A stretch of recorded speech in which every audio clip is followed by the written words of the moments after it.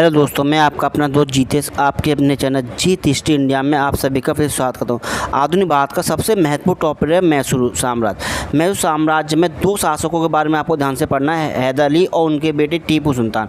और हैदर अली से शुरुआत हुई थी आंग्ल मैसूर युद्ध की और टीपू सुल्तान की मृत्यु के समय तक 4 आंग्ल मैसूर युद्ध हुए। तो 4 आंग्ल मैसूर युद्ध के बारे में जानना है और हैदर अली किस प्रकार राजा बना, उसने कैसी रणनीति अपनाई और कैसे अंग्रेजों को युद्ध में पराजित किया वो जानना है। और टीपू सुल्तान ने कहाँ तक साम्राज्य को ले गया और किस प्रकार युद्ध में पराजित हुआ, उसकी मृत्यु। सारी छोटी छोटी बातों को आपको इस वीडियो के माध्यम से जानना है और इस वीडियो ध्यान से देखकर स्किप ना करें, क्योंकि एक क्वेश्चन आपको कई क्वेश्चनों के माध्यम से मिलेंगे। तो इस वीडियो को सब्सक्राइब करें, बेल आइकन को दबाना ना वाले बोलें और लाइक करें, जिससे आपका लाइक करना मुझे मोटिवेशन देता है। तो हम ज़्यादा ना बात करते हुए क्वेश्चन पर जाते हैं, सीधे चलते हैं।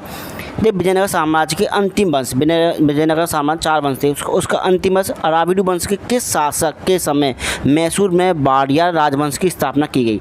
तो अराविडु वंश के किस शासक के समय की बात कर रहे हैं, बाड़ियार, है ना। तो किस वंश, कौन शासक था? वेंकटदूत। तो वेंकटदूत के समय किस वंश की स्थापना की गई? वाड़ियार वंश की या वाड़ियार वंश की स्थापना की गई। अब चलते हैं नेक्स्ट क्वेश्चन पर, ध्यान से देखते हैं। 1704 ईस्वी में मैसूर का राजा कौन था जिसने औरंगजेब की अधीनता स्वीकार की थी? चक्का देवराज ने मैसूर साम्राज्य की अधीनता स्वीकार की। अब सुनिए, 1719 ईस्वी में मैसूर से चौथ कर वसूल करने का अधिकार किसे प्राप्त हुआ? जैसे मैसूर तो काफ़ी दूर था, दक्षिण में था, तो मैसूर से कर और कर जिसे कहते हैं कर टैक्स, जिसे और दूसरे जो जिन्हें प्राप्त हुआ था मराठों के लैंग्वेज में उसे कहते हैं चौथ।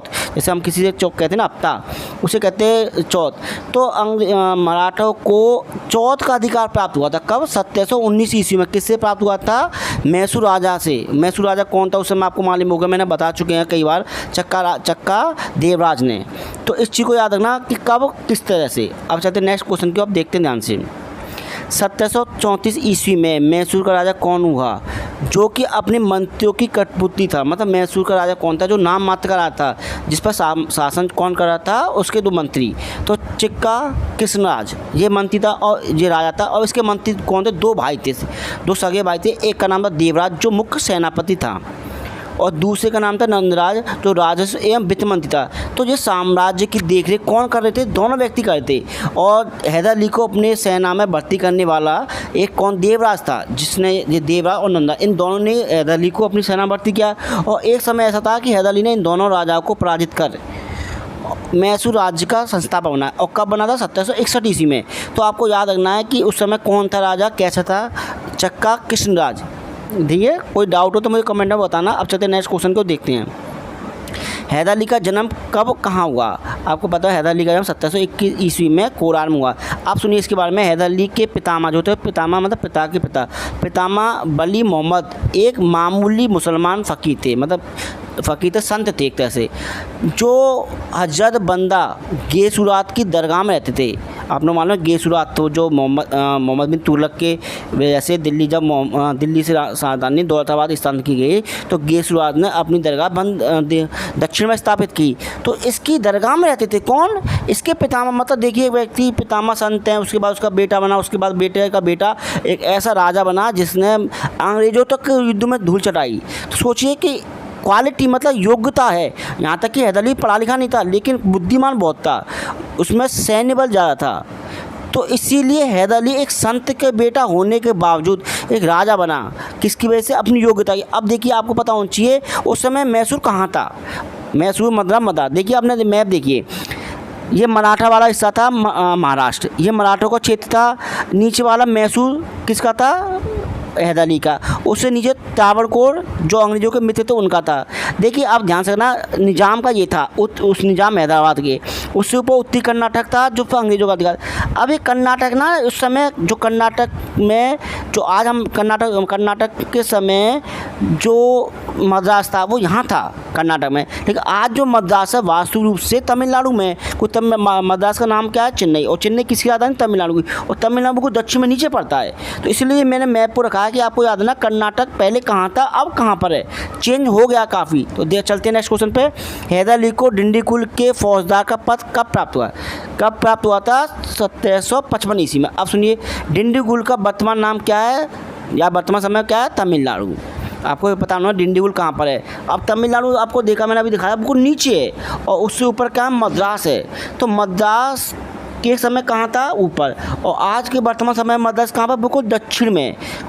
उधर से हम पूर्व पश्चिम की तरफ से देखेंगे, पहले कर्नाटक, फिर केरल, फिर केरल से ऊपर जाएंगे तमिलनाडु, तमिलनाडु से अलग होकर कौन सा राज्य बना है आपको मालूम है, तेलंगाना। तो ये दो इस प्रकार से राज्य बने हैं। अब चलते हैं नेक्स्ट क्वेश्चन की ओर, देखते हैं। हैदर अली ने किस व्यक्ति को अपना सलाहकार नियुक्त किया? एडवाइडर है ना, किसको? खांडे राव को। अब सुनिए ये बात।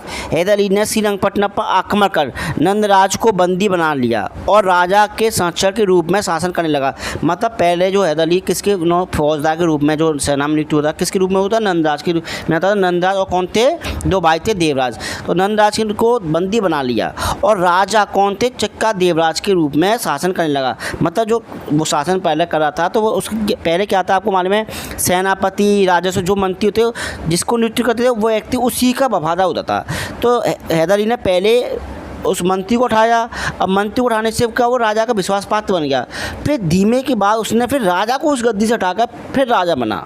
तो मतलब व्यक्ति की, मतलब हैदर अली की कूटनीति है, पहले दुश्मन को उठाओ, फिर दुश्मन से दोस्ती करो, फिर उस दुश्मन को ही मार दो। ये है नीति, यही राजा की एक नीति होती है। तो अब चलते हैं नेक्स्ट क्वेश्चन को देखिए। हैदर अली ने इनमें से किसकी सहायता से डिंडीगुल में एक आधुनिक शस्त्रागार की स्थापना की? जैसे मैंने इसमें लिख दिया है, लेकिन इनमें से हटा देना, क्योंकि मैंने पहले 4 ऑप्शन दिए थे, लेकिन मैंने बाद में देखा कि आपको सीधे सीधे क्वेश्चन 1 लाइनर देने हैं फ्रांसीसी सहायता से। अगर आपसे पूछता है किसकी सहायता से, अंग्रेज, फ्रांसीसी, है ना, डच, कोई भी दे, तो फ्रांसीसी सहायता से इसने एक डिंडीगुल स्थापित की। अब देखिए कब स्थापित की, आपसे पूछता है किसकी सहायता से? फ्रांसीसी। अब कब की? 1755 ईस्वी में। और हैदर अली ने किस वर्ष स्वयं को मैसूर का राजा घोषित किया या मैसूर का राजा बना? अब आपसे क्वेश्चन ये पूछ लिया सीधा सीधा, हैदर अली मैसूर का राजा कब बना? क्वेश्चन सीधा सीधा है। आपकी डेट दी 61, 62, 63, 1761, 1762, 1763 और 1764। इस प्रकार ऑप्शन दें या सीधे सीधे हमने आपको बता रहे हैं, तो आपको सीधे सीधे याद है ना, हैदर अली 1761 ईस्वी में मैसूर का राजा बना। अब चलते हैं नेक्स्ट क्वेश्चन को देखते हैं। हैदर अली की सेना में कौन से व्यक्ति हिंदू मंत्री थे? अब याद है ना, पूर्णरिया और कृष्णराज। ये पूर्णरिया के बारे में आपको बताऊंगा, इसने कितना विश्वासघात किया था टीपू सुल्तान के बारे में, वो मैं आपको डिटेल से बताऊंगा। आप सुन लीजिए। लेकिन बाद हैदर अली ने मुस्लिम होने के साथ हिंदू धर्म में आस्था नहीं छोड़ी। ये आपको इसका विश्वास बात पता चल रहा है कि हैदर अली की सेना में हिंदू भी थे और मुसलमान तो था ही, वो इसकी आस्था थी। हैदर अली ने आपसे पूछता है हैदर अली ने किस मंदिर के लिए दान दिया था? क्वेश्चन सीधे सीधे आपसे पूछ लिया, किस मंदिर के लिए दान दिया? चामुंडेश्वरी देवी मंदिर के लिए उसने टीपू सुल्तान ने दान दिया था। अब दूसरा क्वेश्चन पूछ सकता है हैदर अली को उसकी धार्मिक सहिष्णुता के कारण किसने, या मैं बताता हूँ सिर्फ विल्सन ने, उसे सभी मुस्लिम शासकों में सबसे अधिक सहिष्णु माना है। मतलब जो तुलना नहीं करता, जिसका ने दोनों धर्मों को आपस में मिला के चल रहा है। जैसे एक व्यक्ति दो धर्मों को मिलाकर चलने वाला। जैसे आपसे पूछता है किसने हैदर अली को उसकी धार्मिक सहिष्णुता के मामले में सभी मुस्लिम शासकों में सबसे अधिक सहिष्णु माना है? तो उस समय आपसे क्वेश्चन पूछता है तो आपको याद रखना किसने कहा है? विल्सन ने। विल्सन ने इसकी तारीफ़ की है, हैदर अली की भी तारीफ़ की है और टीपू सुल्तान की तारीफ़ की है। तो इस चीज़ को आप नोट कर लीजिए किसने कहा है। अब चलेंगे नेक्स्ट प्रश्न की ओर, देखते हैं। हैदर अली और मराठों के बीच कौन सा युद्ध हुआ? हैदर अली और मराठों के बीच हली बली का युद्ध हुआ। हली बली के युद्ध में कौन पराजित हुआ? आपसे पूछता है या कौन विजय हुआ? तो हली बली के युद्ध में हैदर अली पराजित हुआ। ठीक है। अब आपसे पूछता है क्वेश्चन कि हली बली का युद्ध किस सन में हुआ? तो हली बली का युद्ध 1764 ईस्वी में हुआ। आप क्वेश्चन पूछा हली बली के युद्ध के समय मराठों का नेतृत्व किसने किया था? तो किसने किया था? माधव राव ने किया था। उस समय माधव राव पेशवा थे। अब देखिए जब हैदर अली इस हली बली के युद्ध में पराजित हो जाता है तो वो क्या करता है? मराठों से संधि कर लेता है और संधि की शर्तों के तहत वह 62 लाख रुपये और कत्ता बानूर का जिला मराठों को देकर अपनी सीमा जो विस्तार था, उत्तरी विस्तार था, उसे रोक देता है और दक्षिणी विस्तार पर ध्यान देने लग जाता है। पहले वो उत्तरी विस्तार पर ध्यान दिया जाता, क्यों? क्योंकि मराठा पानीपत के तृतीय युद्ध में पराजित हो गए थे। लेकिन जब माधव ने अपनी विजय करने के बाद हैदर अली ने उत्तरी विस्तार छोड़कर दक्षिण विस्तार किया। अब चलते हैं नेक्स्ट क्वेश्चन की ओर। कौन सा फ्रांसीसी सेनापति हैदर अली के अधीन कार्य कर रहा था? तो कौन सा सेनापति था? दलातूर। आपको याद रखना है कौन सा सेनापति था? दलातूर। ये आ चुका कई बार क्वेश्चन में एग्जाम में कि फ्रांसीसी सेना का नेतृत्व हैदर अली की सेना के अधीन किसने किया था? तो दलातूर ने किया था। अब सुनिए, यूरोपीय नमूने से मतलब किसी अन्य विदेशी से सैनिक परीक्षण का सूत्रपात करने वाला प्रथम भारतीय शासक कौन था। क्वेश्चन ऐसे पूछ लेगा और कई बार पूछे जाते हैं। तो कौन था? हैदर अली। मतलब अपनी सेना को, मतलब जो सेना आपने बनाई है उस सेना को जो परीक्षण दे रहे हैं, प्रैक्टिस करा रहे हैं, वो यूरोपीय परीक्षण की तरह, मतलब यूरोपीय सैनिकों के नमूने की तरह कि जो सुबह परेड करवाई, शाम को परेड करवा रहे हैं, उन्हीं की तरह किसने करवाई थी? हैदर अली ने। और हैदर अली का सेनापति कौन था? दलातूर। तो इस क्वेश्चन को नोट कर लीजिए। अब चलते हैं नेक्स्ट क्वेश्चन की और देखते हैं क्वेश्चन क्या है। प्रथम आंग्ल मैसूर युद्ध कब और किसके बीच हुआ? आपको याद है, प्रथम आंग्ल में 1767 ईस्वी से 1769 ईस्वी के मध्य हुआ था। हैदर अली और अंग्रेजों के बीच हुआ था। ये का क्वेश्चन आपको दे। अब सुनिए, अब ये युद्ध होने का कारण क्या था? देखिए 1767 ईस्वी में अंग्रेजों के त्रिगुट कौन था? मतलब 3 गुट, जिसमें 3 लोग हो। हैदर अली ने मराठों को 45 लाख रुपए देकर, 35 लाख रुपए देकर मराठों को इस संधि से अलग कर लिया। जैसे अंग्रेजों ने क्या हुआ, हैदर अली पर आक्रमण करने की सोची और आक्रमण करने के लिए उन्होंने एक संघ बनाया, मराठा, अंग्रेज और निजाम। तो हैदर अली ने उस मराठों को 35 लाख रुपए देकर इस संधि से अलग कर लिया, इस गुट से अलग कर लिया। तो आपसे क्वेश्चन पूछ सकता है, प्रथम आंग्ल मैसूर युद्ध में अंग्रेजों का साथ केवल किसने दिया था? इनमें से किसने दिया था? मराठों ने दिया था, निजामुद्दीन ने दिया था, कर्नाटक ने दिया था, या त्रावणकोर के राजा ने दिया था? तो इसमें से किसने नहीं दिया और किसने दिया? तो आपको पता होना चाहिए। प्रथम आंग्ल मराठा युद्ध में, प्रथम आंग्ल मैसूर युद्ध में अंग्रेजों का साथ निजामों ने दिया था, लेकिन बाद में निजाम भी इस युद्ध से अलग हो गए। मतलब निजाम एक वो राजा था उस समय, कभी इधर कभी उधर, कभी अंग्रेजों के पक्ष में, कभी मराठों के पक्ष में, कभी कर्नाटक के पक्ष में, कभी हैदर अली के पक्ष में। मतलब निजाम कभी भी एक ऐसे राजा उन्हें क्षेत्र मिलने के बाद भी कभी अपनी शक्ति नहीं दिखा पाए। मतलब एक कमज़ोर राजा थे, किसी के दूसरे कंधे के सहारे वो युद्ध लड़ते थे, जीते थे, या जीते भी नहीं है, सिर्फ हारे हैं अगर वास्तविक रूप से लड़े थे, लेकिन अंग्रेजों के माध्यम से जीते हैं। तो आपको याद रखना पड़ेगा कि प्रथम आंग्ल मैसूर युद्ध में अंग्रेजों के साथ किसने दिया था? ओनली निजामों ने दिया था, और वो भी बाद में अलग हो गए संधि से। अब चलते हैं हम नेक्स्ट क्वेश्चन को देखते हैं। प्रथम आंग्ल मैसूर युद्ध में अंग्रेजी सेना का नेतृत्व किसने किया था? क्वेश्चन सिंपल है, जनरल स्मिथ ने किया था। आपसे क्वेश्चन पूछता है, हैदर अली की सेना का नेतृत्व किसने किया था, या हैदर अली का सेनापति कौन था? ये क्वेश्चन नहीं पूछा है, लेकिन ऐसे क्वेश्चन पूछने की वेरी संभावना रहती है, बहुत ज़्यादा संभावना रहती है। आज के जिस तरह से आयोग और एग्जाम क्वेश्चन बना रहे हैं, तो फजल उल्लाह खान ने हैदर अली की सेना का नेतृत्व किया था, सेनापति था। इसे नोट करिए। अब चलते हैं नेक्स्ट क्वेश्चन को देखते हैं। प्रथम आंग्ल मैसूर युद्ध के दौरान हैदर अली द्वारा कौन से प्रमुख क्षेत्र जीते गए थे? कौन से थे? बैडनूर का क्षेत्र जीता गया था, कैनडा का क्षेत्र जीता गया था, गुटी एवं सेरा का क्षेत्र जीता गया था। अब सुनिए क्वेश्चन ध्यान से। जोसेफ स्मिथ ने सितंबर 1767 ईस्वी में तिरुनेलवेली एवं चगामा के युद्ध में किसको पराजित किया था? क्वेश्चन ऐसे पूछता है, क्वेश्चन समझिए। किसको पराजित किया था?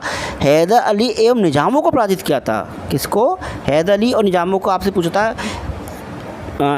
जोसेफ स्मिथ ने चकामा एवं तिरुनेलवेली के युद्ध में किसको पराजित किया था? तो किसको? हैदर अली एवं निजामों को पराजित किया था। ये क्वेश्चन यहाँ से ध्यान से नोट कर लेना, वेरी इंपॉर्टेंट क्वेश्चन है।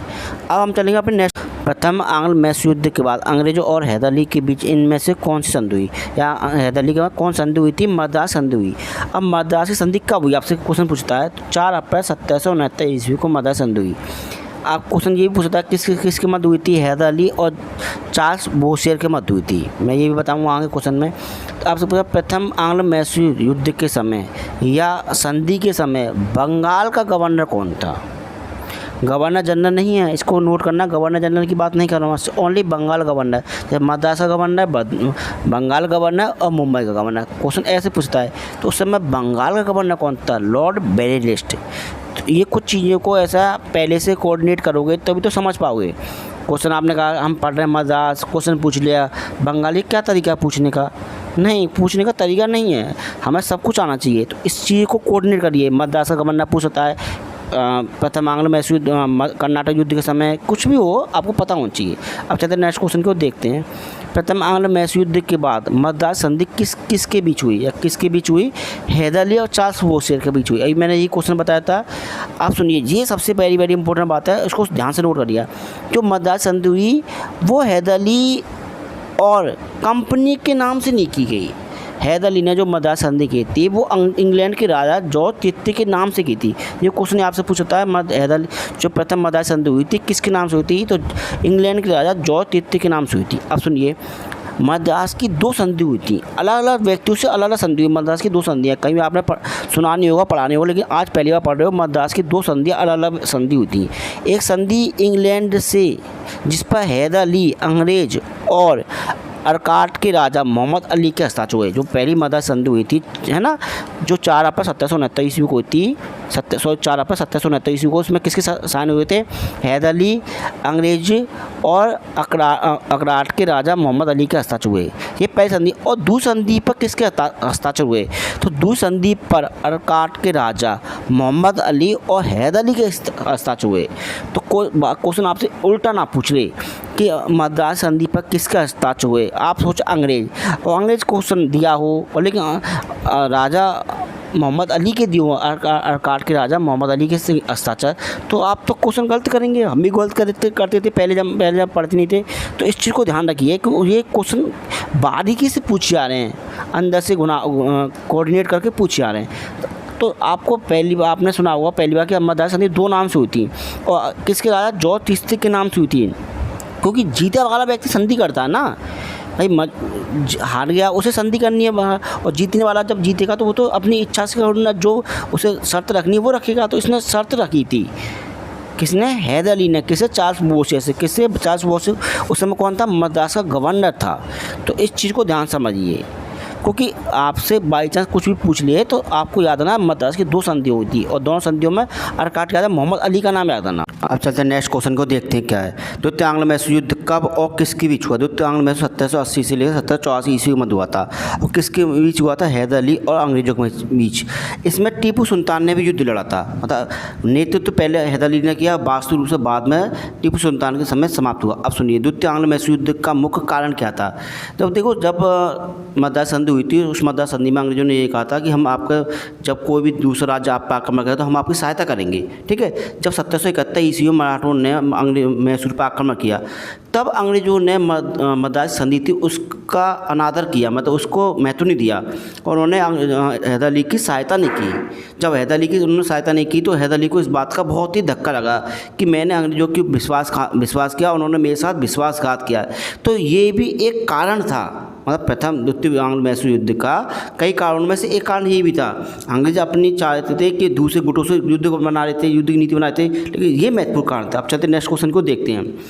1780 ईस्वी में हैदर अली के साथ ब्रिटिश विरोधी मोर्चे में कौन कौन शामिल थे। देखो, हैदर अली के साथ कौन कौन शामिल थे, याद रखना। पहले अंग्रेजों शामिल थे, हैदर अली ने किस किस को अपने साम्राज्य, अपने नीतियों में ला लिया, मराठा, बरार एवं निजाम। इन तीनों ने हैदर अली का साथ दिया, और हैदर अली का साथ देने पर हैदर अली एक मजबूत साम्राज्य की तरह लड़ने लगा, लेकिन बीच में से सब तीनों धोखा देने लग गए और अंग्रेजों से मिल गए, इसलिए हैदर अली इस युद्ध में पराजित हुआ। अब चलते नेक्स्ट क्वेश्चन को देखते हैं। 1780 ईस्वी में हैदर अली के द्वारा किस पर आक्रमण करने के फलस्वरूप द्वितीय आंग्ल मैसूर युद्ध प्रारंभ हुआ। मैंने कहा कई कारण थे, उनमें से कई जो महत्वपूर्ण कारण थे, कर्नाटक था। अब जब कर्नाटक जो था, जो अंग्रेजों का सबसे मित्र राष्ट्र था, मतलब सबसे कहते हैं एक आबाद दुधारू गाय थी अंग्रेजों के लिए, ऐसे कर्नाटक दक्षिण में अंग्रेजों के लिए बहुत महत्वपूर्ण राज्य था, कर्नाटक और हैदराबाद। अब देखिए, कर्नाटक पर जब हैदर अली ने आक्रमण किया उस समय आपसे पूछा था कर्नाटक का शासक कौन था। इस क्वेश्चन को नोट कर लीजिए कि बाई चांस क्वेश्चन पूछ ले कि जब कर्नाटक पर याद किया तो उस समय कौन सा राजा था, मोहम्मद अली। कहाँ का राजा था, कर्नाटक का। कौन था, मोहम्मद अली। अब चलते नेक्स्ट क्वेश्चन को देखते हैं। हैदर अली द्वारा कर्नाटक पर आक्रमण के फलस्वरूप वॉन हेस्टिंग ने किसके नेतृत्व में 2 अलग अलग सेना हैदर अली के विरुद्ध भेजी थी। मतलब हैदर अली जो वॉन हेस्टिंग ने, उस समय वॉन हेस्टिंग कौन बन चुका था, गवर्नर जनरल 1774 ईस्वी में, तो इसलिए इसने 2 सेना भेजी थी, कर्नल बैली एवं हेक्टर मुंडो के नेतृत्व में भेजी थी। क्यों भेजी थी, क्योंकि इसको मालूम था कि हैदर अली एक ताकतवर शासक है, उसके साथ कई गुट मिल चुके थे, इसलिए इसने एक हेक्टर मुंडो जैसा व्यक्ति भेजा था इस युद्ध में। तो नेक्स्ट क्वेश्चन की ओर देखते हैं। हैदर अली ने काजीबरम के युद्ध में किस अंग्रेजी सेनापति को पराजित किया, जनरल बैली को। कई युद्धों में पराजित किया, मैं बताऊंगा आपको बाद में। देखिए, अरंदी के युद्ध में भी पराजित किया था। तो देखिए, सुनिए, ध्यान से सुनना। अरंदी के युद्ध में हैदर अली ने कर्नल वैली को जब युद्ध में पराजित किया, उसको पराजित होते हुए देखते हुए या खबर सुनते गए हेक्टर मोन्रो अपनी युद्ध सामग्री फेंक के भाग गए मैदान छोड़कर। जिसने बक्सर के युद्ध में अंग्रेजी सेना का नेतृत्व किया था हेक्टर मोन्रो ने, और जिसने बंगाल, अवध और दिल्ली के शासक की संयुक्त सेना को पराजित किया था हेक्टर मोन्रो, वो अपनी युद्ध सामग्री छोड़ के भाग गया था। मतलब सोचिए हैदर अली कितना ताकतवर राजा था। तो इससे अंदाजा आता है। और युद्ध मैदान में लेकिन अंग्रेजों को बेनिफिट क्या हुआ, अंग्रेजों ने मराठों को गुंटूर का क्षेत्र देकर इस युद्ध से अलग कर दिया।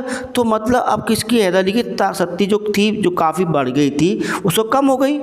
भाई जो हेक्टर मोन्रो युद्ध सेना में भागा था, जो एक बहुत बड़ा सेनापति था, बहुत ताकतवर सेनापति था, है ना, अपने बक्सर युद्ध जीतने के बाद, तो वो भी व्यक्ति किस चीज़ से भागा था? एक व्यक्ति से डर के नहीं भागा होता। समझ लिए, सेना को देखते हुए कि भाई इसने इतने बड़े सेनापति को पराजित कर दिया है, तो मुझे ही पराजित कर देंगे, मार सकते हैं।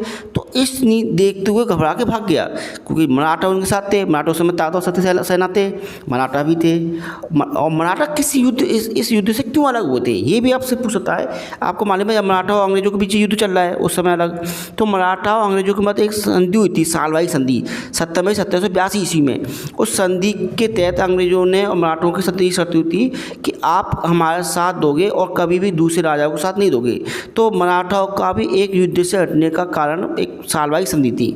आपसे कहा क्वेश्चन पूछेगा कि द्वितीय आंग्ल मैसूर युद्ध के समय मराठा हैदर अली से क्यों अलग हो गए। अगर क्वेश्चन में एग्जाम में ऐसा पूछ लिया अलग से उठ के, तो रीजन क्या था? तो सबसे बड़ा रीजन था, ये तो गुंटूर जिला देना था वो संधि के तहत, लेकिन सबसे बड़ा कारण था सालवाई की संधि 17 मई 1782 हुई। इस संधि के तहत हैदर अली का गुट, जो त्रिगुट संगठन था, वो टूटता गया और धीमे धीमे टूटेगा, उससे उसकी ताकत कमज़ोर होती जाएगी। अब हम चलेंगे नेक्स्ट क्वेश्चन को देखते।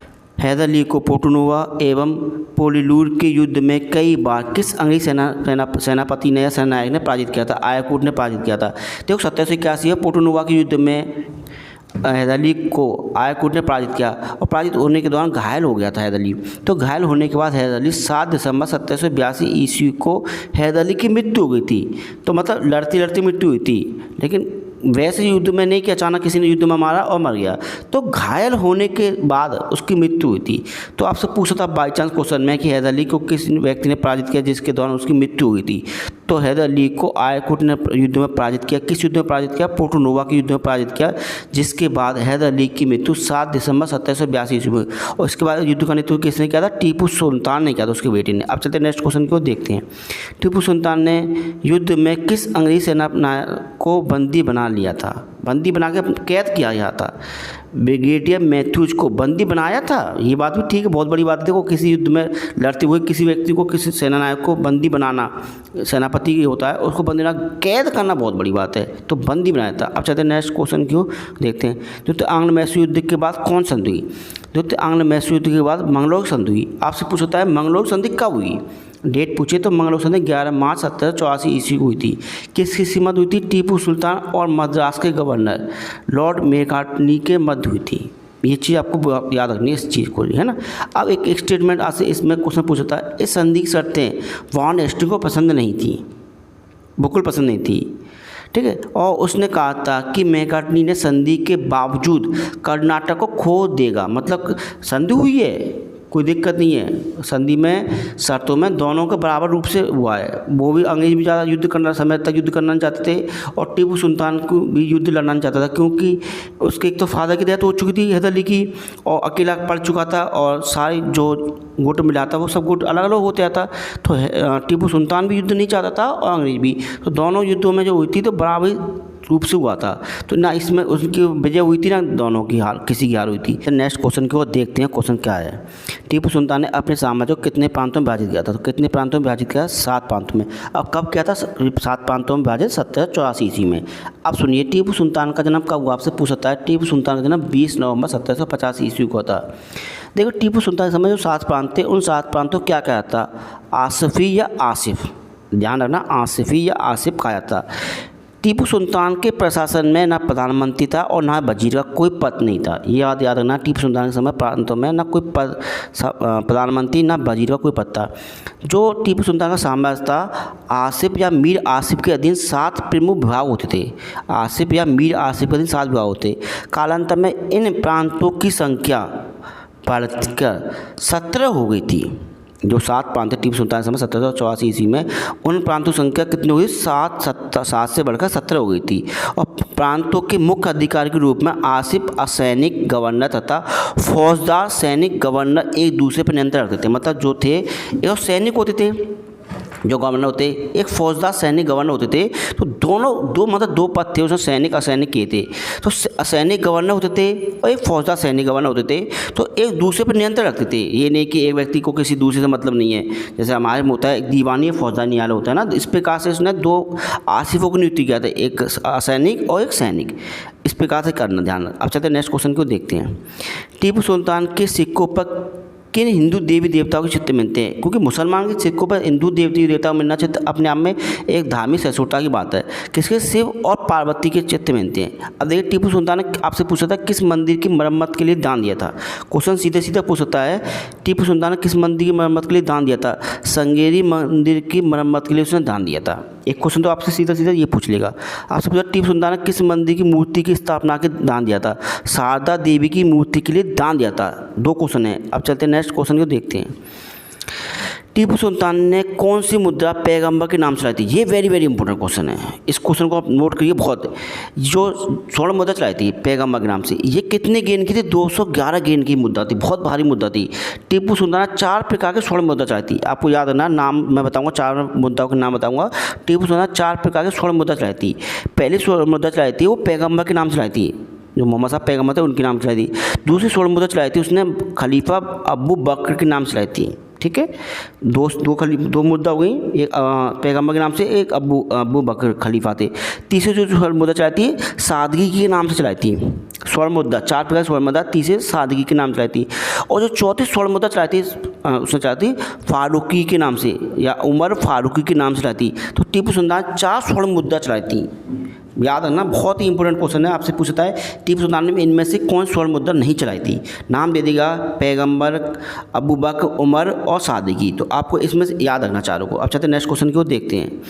टीपू सुल्तान ने चांदी के निम्न में से कौन से सिक्के चलाए थे? अब देखिए, इसलिए मैं ये क्वेश्चन दिया अलग से, क्योंकि ये एग्जाम में आ चुका है, IAS में आ चुका है, PCS में भी आ चुका है। इसलिए मैंने ये वो टाइप करके वैसे ही क्वेश्चन दे दिया है, लेकिन मैं आपको पूर्ण रूप से सब कुछ बताऊँगा।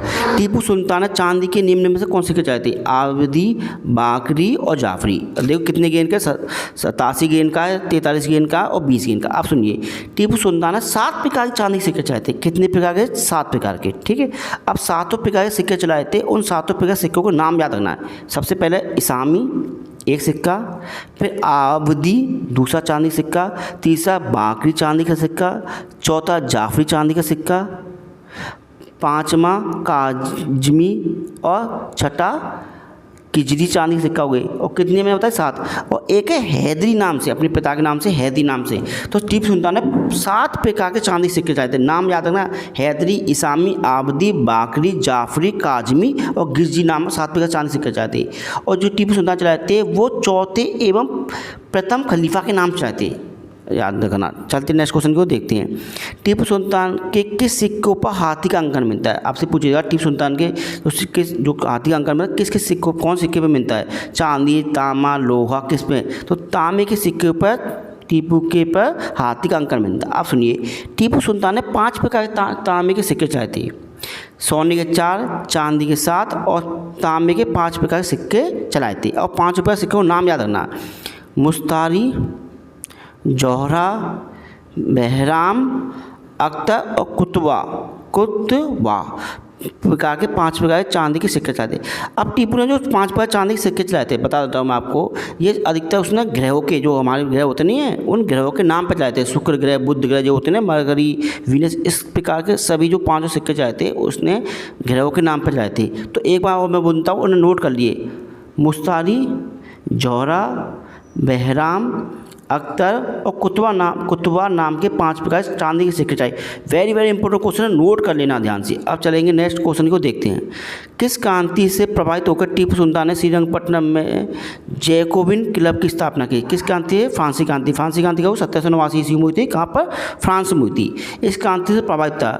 अब सुनिए, टीपू सुल्तान ने अपने राष्ट्रीय झंडा होता है भाई, प्रभावित था तो अपने राष्ट्रीय झंडे पर किसकी आकृति बनाई थी? आपको क्वेश्चन में पूछ सकता है कि टीपू सुल्तान का जो चित्र था, जो झंडा था, उस पर किसकी आकृति थी?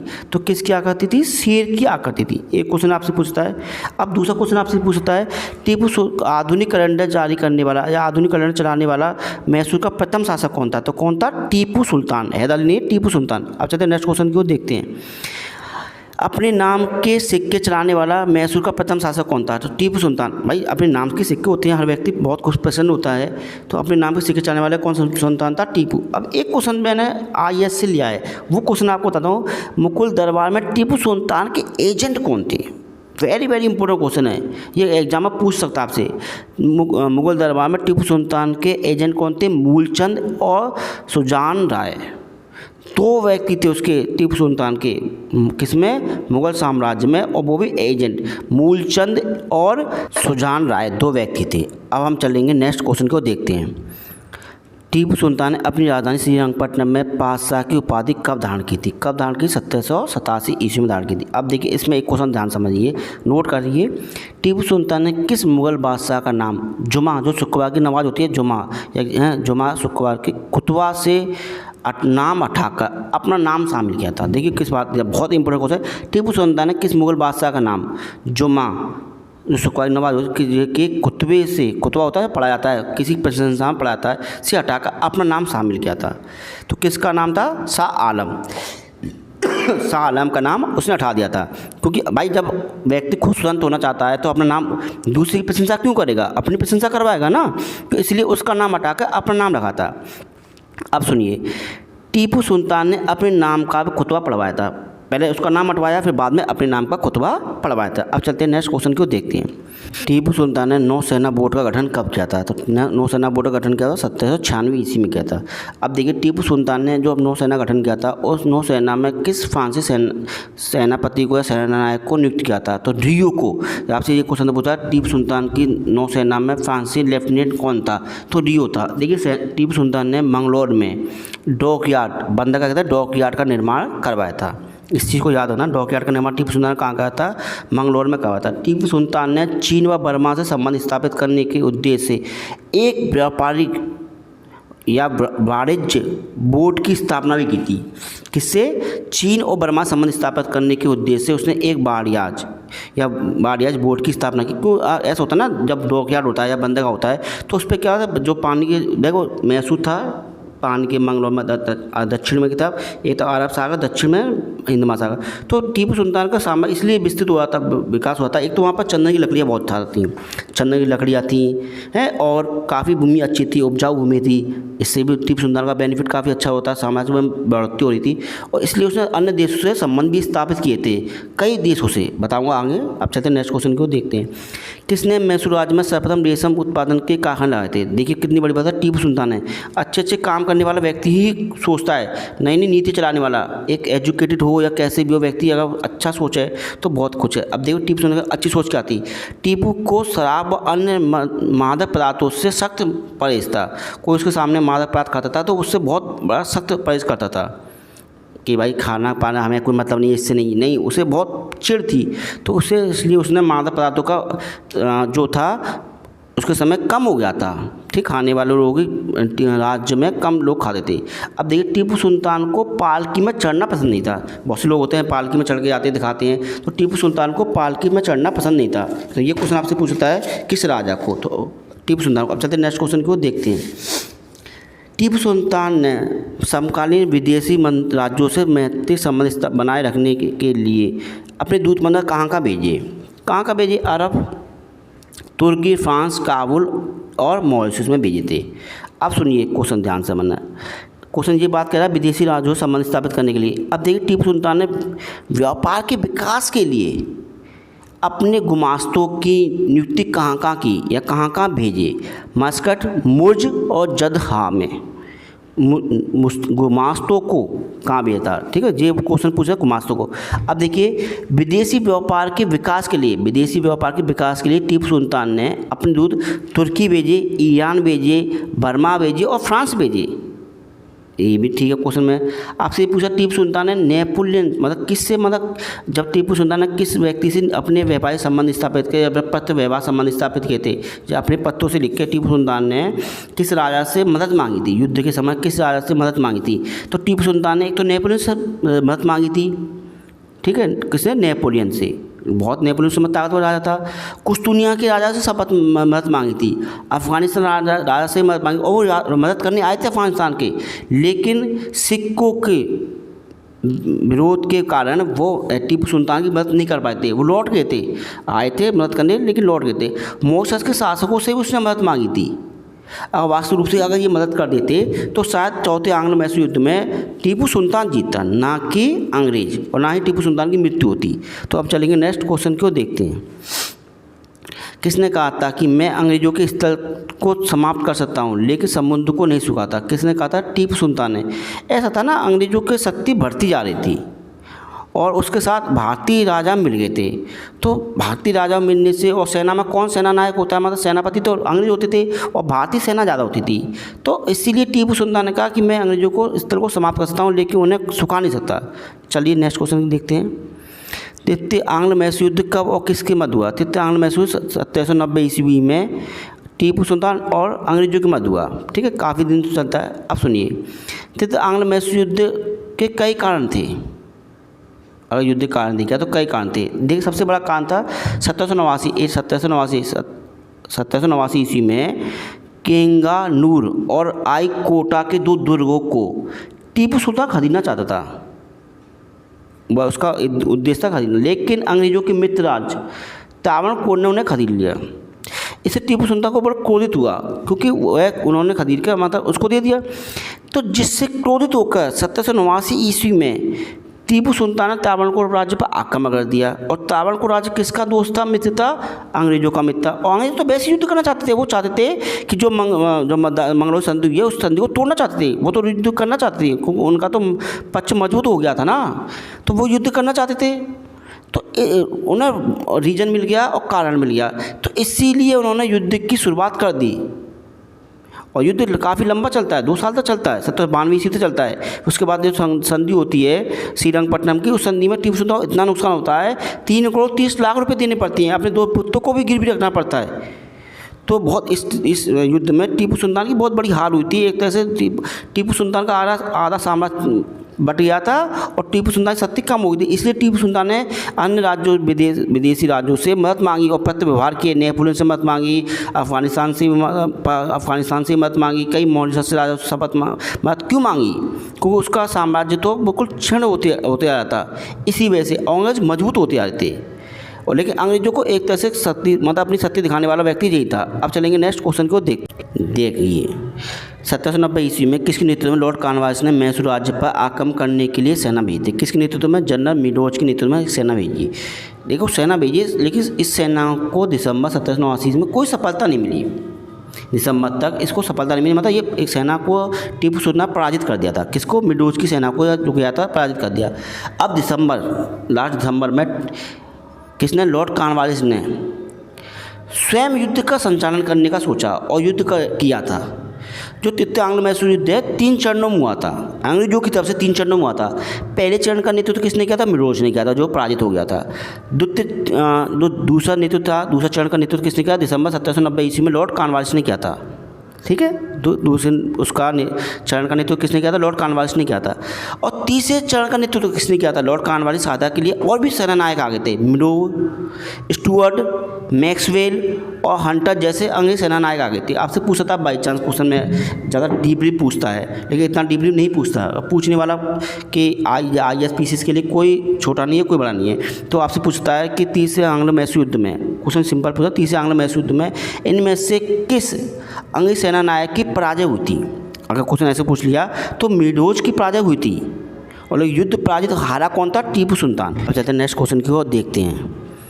किसकी मध्यस्थता के कारण टीपू सुल्तान एवं अंग्रेजों के मध्य संधि हुई थी? किसके मध्यस्थता के कारण हुई थी? नाना फडणवीस एक शक्तिशाली बुद्धिमान मराठा सेनानायक था। ठीक है, ध्यान रखना। अब चलते नेक्स्ट क्वेश्चन की ओर देखते हैं।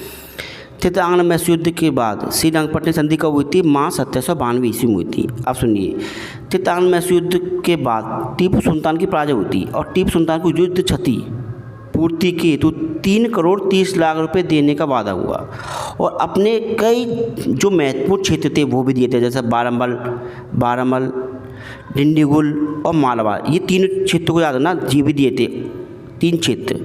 ठीक है, अब चलते हैं नेक्स्ट क्वेश्चन को देखिए।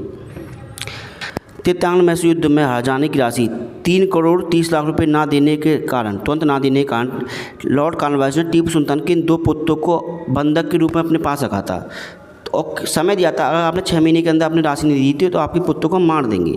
तो कौन? अब्दुल खादिर और मोजुद्दीन को कैद रखा था। आपसे क्वेश्चन, सिंपल क्वेश्चन ना देकर टफ क्वेश्चन पूछा। आप पूछता है टीपू सुल्तान ने इनमें से अपने किस पुत्र को बंधक के रूप में नहीं दिया था? क्वेश्चन ऐसे पूछेगा, 4 ऑप्शन दे देगा, तो किसको नहीं दिया था बंधक रूप में? 2 व्यक्ति को अपने पुत्र को दिया, अब्दुल खादिर और मौजूद को तो बंधक रूप में दे दिया, किस पुत्र को नहीं दिया था? फतेह हैदर को नहीं दिया था टीपू सुल्तान ने अपने बंधक रूप में। इस क्वेश्चन को याद रखना, फतेह हैदर को बंधक रूप में नहीं दिया था। अब चलते हैं नेक्स्ट क्वेश्चन की ओर देखते हैं। किसने कहा था कि हैदर का जन्म राज्य बनाने के लिए हुआ है और टीपू सुल्तान का जन्म उसे खोने के लिए हुआ है? कितनी बड़ी बात बोल दी है ना, सोच के देखिए। टीपू सुल्तान के बारे में अच्छा नहीं बोला है, लेकिन हैदर अली के बारे में जो अच्छा बोला है, कौन? विल्सन। इसने हैदर अली के बारे में बहुत अच्छा कुछ बोला है। अब चलते हैं नेक्स्ट क्वेश्चन को देखते हैं।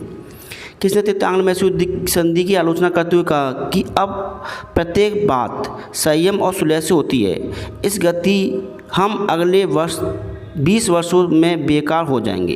किसने कहा था? मुंडू ने कहा था। देखो भाई, हर व्यक्ति को उसको संधि पसंद नहीं आती और मुंडू को ये संधि पसंद नहीं आती। कौन सी? तृतीय आंग्ल मैसूर युद्ध के बाद उत्साहित होकर लॉर्ड कॉर्नवालिस ने डंडस, आपको याद है, डंडस को एक पत्र लिखा और पत्र में कहा, बिना अपने मित्रों को शक्तिशाली बनाए हमने अपने शत्रु को कुचल दिया।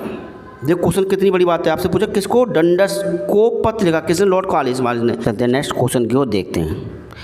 चतुर्थ आंग्ल मैसूर युद्ध के समय अंग्रेज गवर्नर जनरल कौन था? अंग्रेजी गवर्नर कंपनी का गवर्नर जनरल कौन था? ऐसे पूछा था, कंपनी गवर्नर जनरल कौन था? Lord Wellesley. आपसे पूछा था चतुर्थ आंग्ल मैसूर युद्ध कब हुआ था?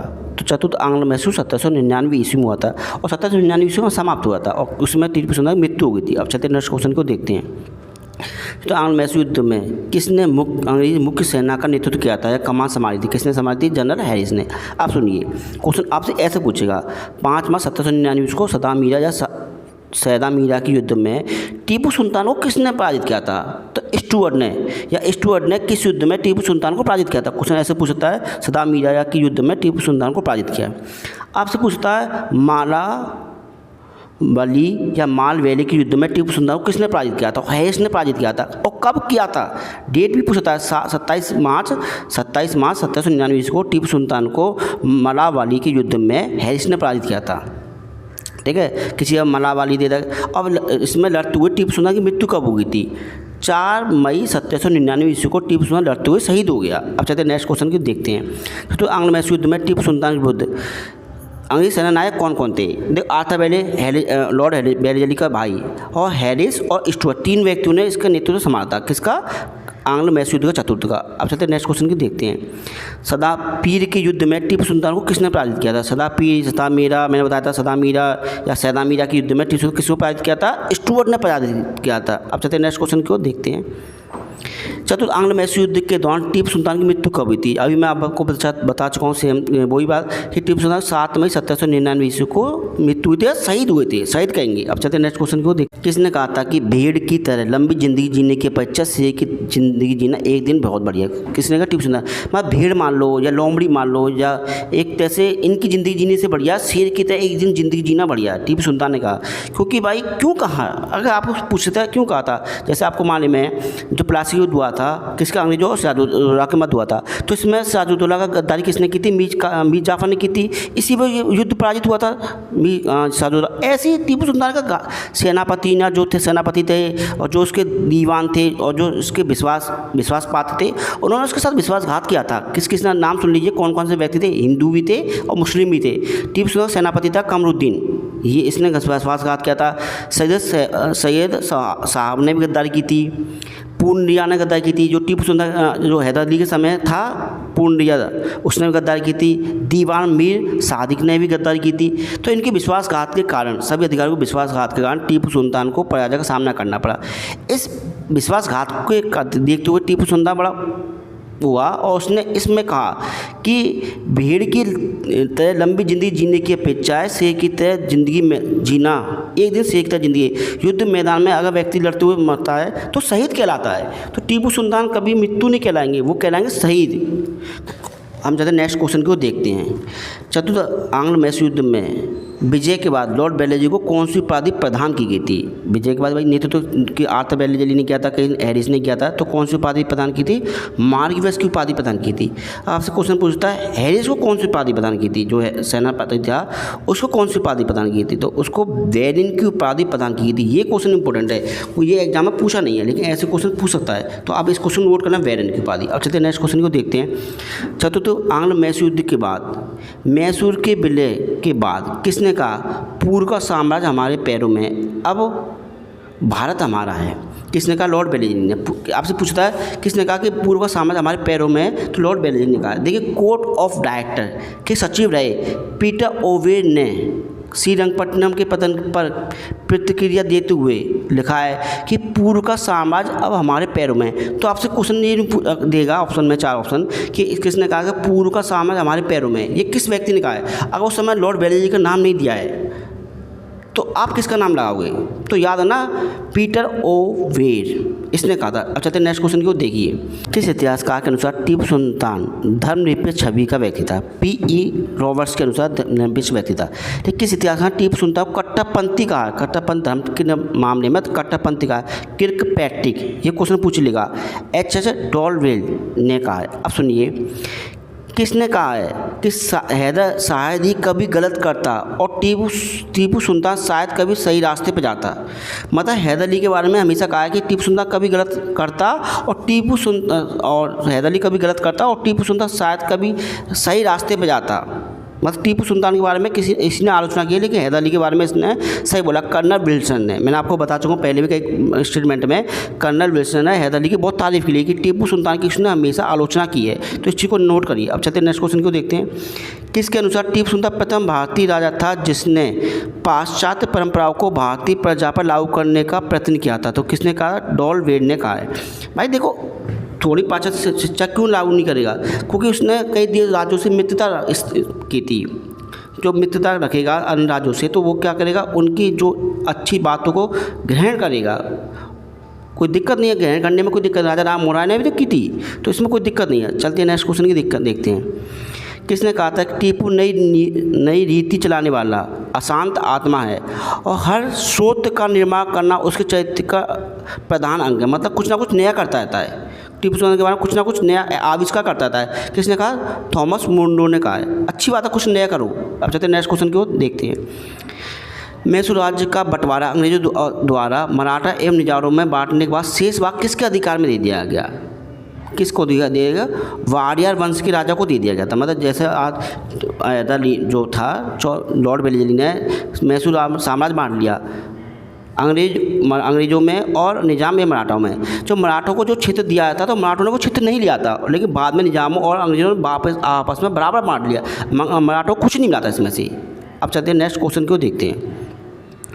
लॉर्ड बेलेजी ने मैसूर राज्य को कब सहायक संधि के तहत अंग्रेज साम्राज्य में लाया? 1799 ईस्वी में सहायक संधि स्वीकार करने वाला प्रथम राज्य कौन सा? हैदराबाद। दूसरा कौन सा? मैसूर। तीसरा कौन? तंजौर। चौथा कौन था? अवध। इस प्रकार राज्य क्रम से हैं। डेट भी पूछा है, मैं आपको अलग से इसकी वीडियो बनाऊंगा और आपको लिखूंगा, बताऊंगा, उसे देख लेना। सहायक संधि स्वीकार करने वाले राजा कौन थे? अब सुनिए, मैसूर राज्य का शेष भाग किसको दे दिया? वाडियार वंश के राजा चामराज के अल्पवर्षीय पुत्र, 2 वर्षीय पुत्र किसको दे दिया गया?